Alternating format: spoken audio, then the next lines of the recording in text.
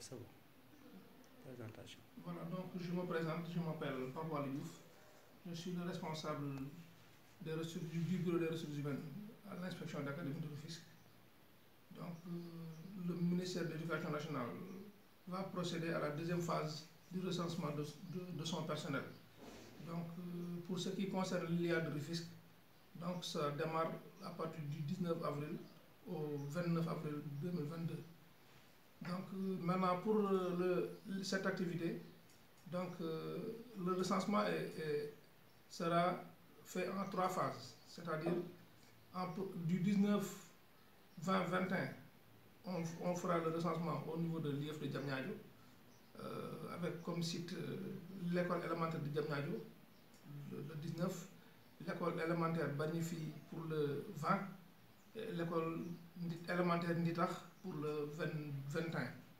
Maintenant, pour le deuxième groupe, ça concerne l'IEF de Sangalkam, qui est aussi divisé en 3 sites.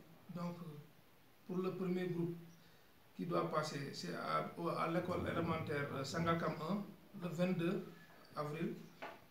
Ensuite, deuxième jour, le 23, ce sera au lycée Bambilor. Et le dernier jour pour l'IEF de Sangalkam, ce sera à l'école élémentaire de Niakourab. Maintenant, pour ce qui concerne le Rufisque commune, la dernière tranche du recensement, ce sera le lycée Ablaye Sadji à partir du 25, au lycée moderne de Rufisque à partir du 26. Maintenant, pour clôturer au CRP de Dakar dans la journée du 27. Donc, je pense que c'est comme ça que cette activité a été programmée. Maintenant, pour éviter le chevauchement, bon, je pense que tous les établissements ont été convoqués à des heures précises. Donc, on l'a mis dans le planning qu'on a envoyé d'ailleurs dans tous les établissements pour une bonne organisation de cette activité. Et quelles sont les pièces à fournir lors de l'audit? Voilà, donc pour les pièces à fournir, je pense que on l'a mis même dans comment dirais-je, le document qu'on a partagé, c'est la pièce d'identité d'abord de l'agent. Chaque agent doit se présenter avec sa pièce d'identité, son dernier ordre de service, c'est-à-dire l'établissement où il enseigne. C'est l'ordre de service qu'il a muté dans cet établissement.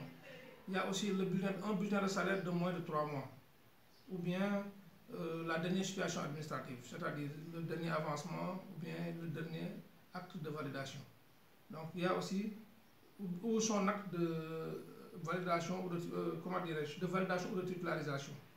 Parce qu'il y a des enseignants qu'on a titularisés depuis longtemps, donc vers les années 90, donc ils peuvent venir avec leur acte d'intégration, de titularisation. Merci.